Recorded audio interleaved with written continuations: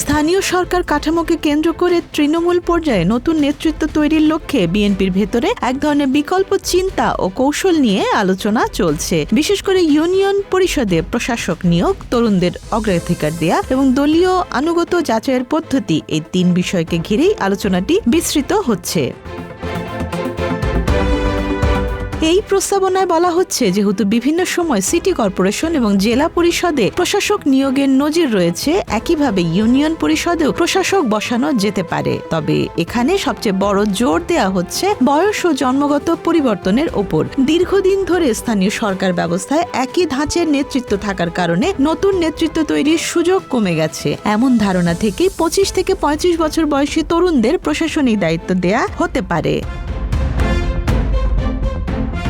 এই প্রস্তাবের পেছনে একটি কৌশলগত যুক্তিও তুলে ধরা হচ্ছে একটি থানার অধীনে যদি গড়ে 8টি ইউনিয়ন থাকে, তাহলে প্রতিটি ইউনিয়নে একজন তরুণ প্রশাসক নিয়োগ দিলে একসঙ্গে 8 জন নতুন নেতৃত্ব তৈরির সুযোগ সৃষ্টি হবে। এদের সবাই যে দীর্ঘমেয়াদে টিকে থাকবে তা নয়, বরং একটি স্বাভাবিক রাজনৈতিক বাছাই প্রক্রিয়ার কথাই এখানে বলা হচ্ছে। বিশ্লেষণে ধরা হয়েছে, এই তরুণদের একটি অংশ সময়ের সঙ্গে সক্রিয়তা হারাতে পারে, কেউ কেউ বিতর্ক বা দুর্নীতিতে জড়িয়ে পড়তে পারে, কিন্তু একটি উল্লেখযোগ্য অংশ নিজেদের দক্ষতা, জনসংযোগ ও সেবামূলক কাজের মাধ্যমে স্থানীয়ভাবে গ্রহণযোগ্যতা তৈরি করতে পারে। এই গ্রহণযোগ্যতা অর্জনকারীদের মধ্য থেকেই ভবিষ্যতে জাতীয় রাজনীতিতে গুরুত্বপূর্ণ ভূমিকা পালন করতে পারেন। একটি 25 বছর বয়সী তরুণ যদি শুরুতেই এ ধরনের প্রশাসনিক ও রাজনৈতিক অভিজ্ঞতা পায়, তাহলে পরবর্তী 30 থেকে 40 বছর সে এলাকায় সক্রিয়ভাবে দলীয় রাজনীতি ও সংগঠনকে শক্তিশালী করতে পারবে, এমনটাই মনে করছেন প্রস্তাবদাতারা।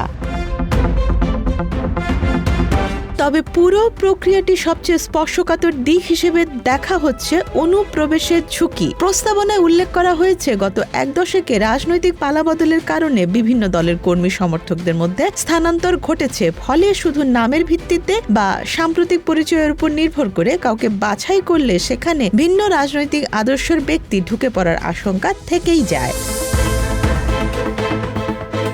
এই ঝুঁকি মোকাবিলায় একটি প্রাথমিক ফিল্টার হিসেবে প্রস্তাব করা হয়েছে, যারা অন্তত 10 বছর ধরে ছাত্রদল বা যুবদলের সঙ্গে সক্রিয়ভাবে যুক্ত ছিলেন, তাদের মধ্য থেকে প্রাথমিকভাবে প্রার্থী বাছাই করা। এতে দীর্ঘমেয়াদী সাংগঠনিক সম্পৃক্ততা যাচাই করা সহজ হবে এবং দলীয় আনুগত্যের একটি ধারাবাহিকতা নিশ্চিত করা যাবে বলে মনে করা হচ্ছে।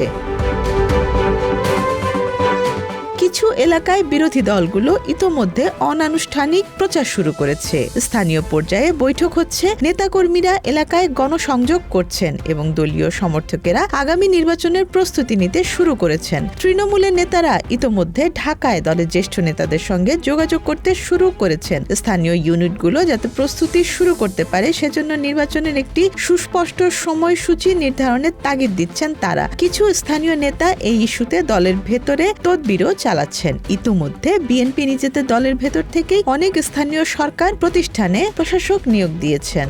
দেশের 11টি সিটি কর্পোরেশন ও 42টি জেলা পরিষদে প্রশাসক নিয়োগ দেয়া হয়েছে।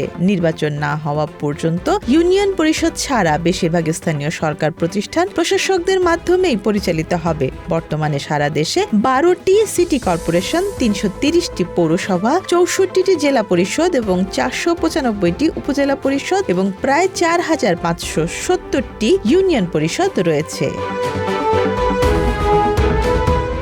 সব মিলিয়ে ইউনিয়ন পর্যায়ে প্রশাসক নিয়োগের মাধ্যমে তরুণ নেতৃত্ব গড়ে তোলার এই প্রস্তাব বিএনপির ভেতরে একটি নতুন আলোচনার জন্ম দিয়েছে। যদিও এটি এখনো আনুষ্ঠানিক সিদ্ধান্তের রূপ নেয়নি, তবে তৃণমূল রাজনীতি পুনর্গঠন, দীর্ঘমেয়াদী নেতৃত্ব তৈরি এবং সাংগঠনিক নিয়ন্ত্রণ জোরদারের কৌশল হিসেবে বিষয়টি গুরুত্ব পাচ্ছে বলে সংশ্লিষ্ট সূত্রগুলো মনে করছে। Desk report, Dhaka express.